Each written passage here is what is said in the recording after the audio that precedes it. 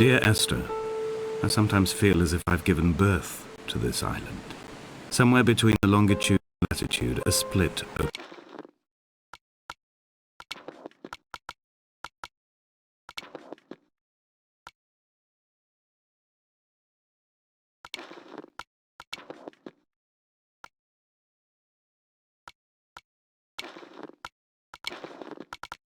opened up, and it beached remotely here.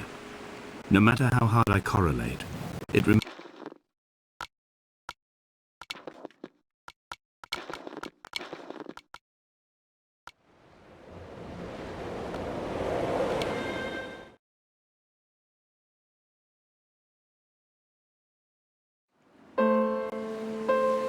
Dear Esther, the morning after I was washed ashore,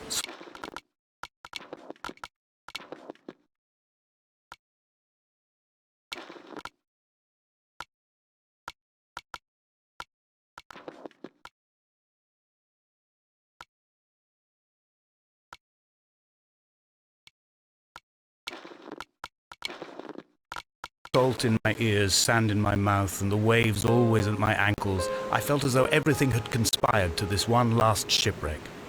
I remembered nothing but water, stones in my belly and my shoes, threatening to drag me under to where only the most listless of creatures swim.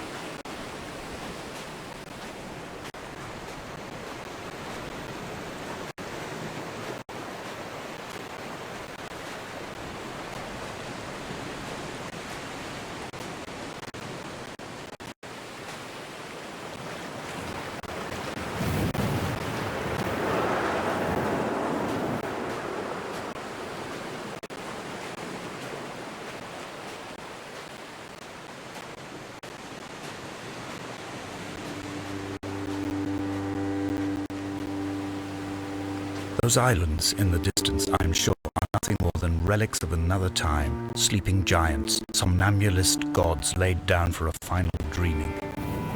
I watch the sand from my lips and grip my wrist ever more tightly. My shaking arms will not support my fading diaries.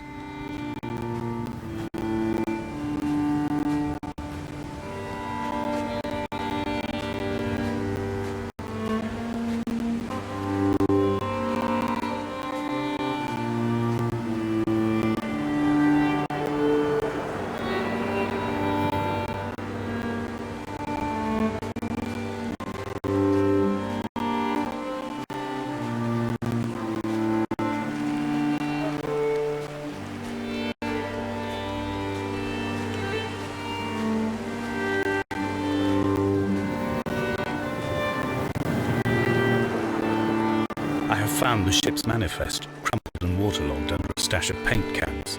It tells me that along with this present cargo, there was a large quantity of antacid yogurt bound for the European market. It must have washed out to sea. God knows there are no longer gulls or goats here to eat it.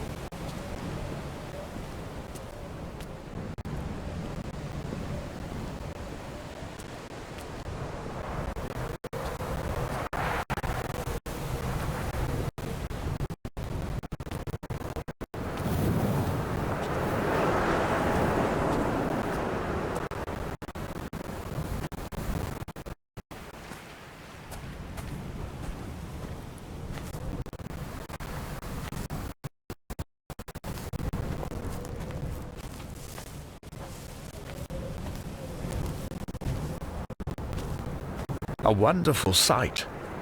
The moon cresting the junction between the cliff path and the stone circle. It cast a shadow of the ridge across the beach, all the world as if you had signed your name in untidy handwriting.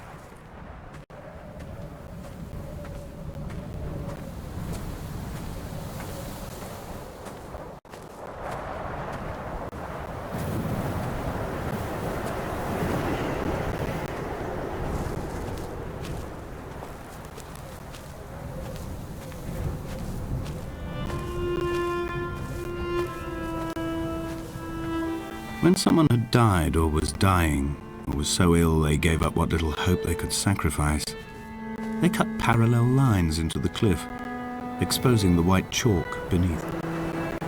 You could see them from the mainland or the fishing boats, and know to send aid or impose a cordon of protection, and wait a generation until whatever pestilence stalked the cliff paths died along with its hosts. My lines are just for this: to keep any would-be rescuers at bay. The infection is not simply of the flesh.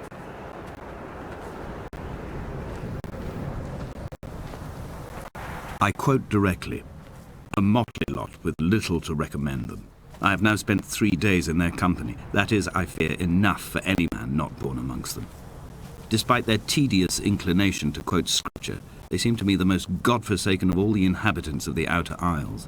Indeed, in this case, the very gravity of that term, forsaken by God, seems to find its very apex.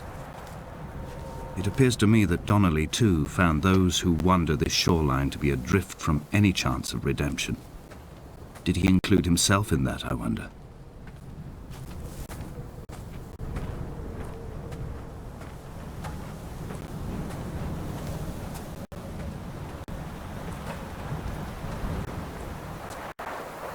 Dear Esther, I met Paul.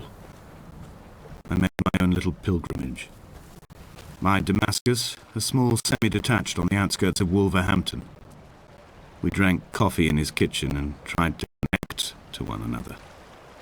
Although he knew I hadn't come in search of an apology, reason or retribution, he still spiraled in panic, thrown high and lucid by his own dented bonnet.